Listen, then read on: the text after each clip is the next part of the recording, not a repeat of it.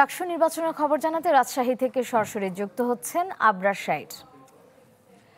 আবরার, সবশেষ পরিস্থিতি জানাবেন। আমরা এখন রয়েছি রাজশাহী বিশ্ববিদ্যালয়ের প্রশাসনিক ভবনের সামনে। আজকে আসলে মনোনয়নপত্র জমাদানের তারিখ থাকলেও ডোপ টেস্টের ফলাফল না আসাতে এই তারিখটি আজকে থাকলেও সেটি আসলে করতে পারছে না প্রশাসন। আগামীকাল থেকে প্রশাসন আসলে মনোনয়নপত্র জমা নেবেন।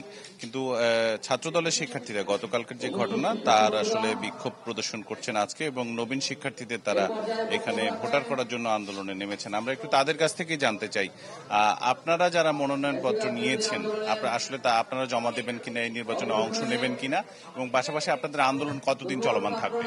দেখুন, আমরা যারা বাংলাদেশ জাতীয়তাবাদী ছাত্র দল, একটি শিক্ষার্থী বান্ধব দল, এবং আমরা গণতান্ত্রিক প্রক্রিয়ায় বিশ্বাসী, এবং আমরা অবশ্যই নির্বাচনে অংশগ্রহণ করব।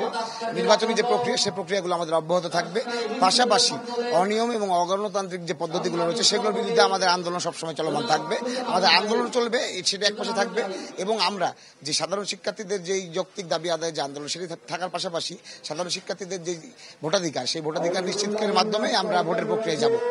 গতকাল প্রশাসন বলেছে যে 25 তারিখে আসলে নির্বাচনটি অনুষ্ঠিত হবে। আপনারা এটার সাথে একমত কিনা, নাকি আপনারা আরো পেছাতে চান? আমাদের নির্বাচনের তারিখ নিয়ে আমাদের কোনো সমস্যা ছিল না। আমাদের শুধু দাবি ছিল যে 2024-25 শিক্ষাবর্ষ সে শিক্ষার্থীরা তারা বঞ্চিত হচ্ছে, এখানে একটি বৈষম্য শিকার হচ্ছে, যেখানে ঢাকা বিশ্ববিদ্যালয় সহ জাকসুতেও যেখানে তাদেরকে ভোটাধিকার দেওয়া হচ্ছে এবং প্রার্থী হচ্ছে 24-25 শিক্ষাবর্ষ, তাহলে রাজশাহী বিশ্ববিদ্যালয়ের প্রথম বর্ষের শিক্ষার্থীরা তারা কি এমন অপরাধ করলো যে তাদেরকে কেন ভোটাধিকার দেওয়া হবে না?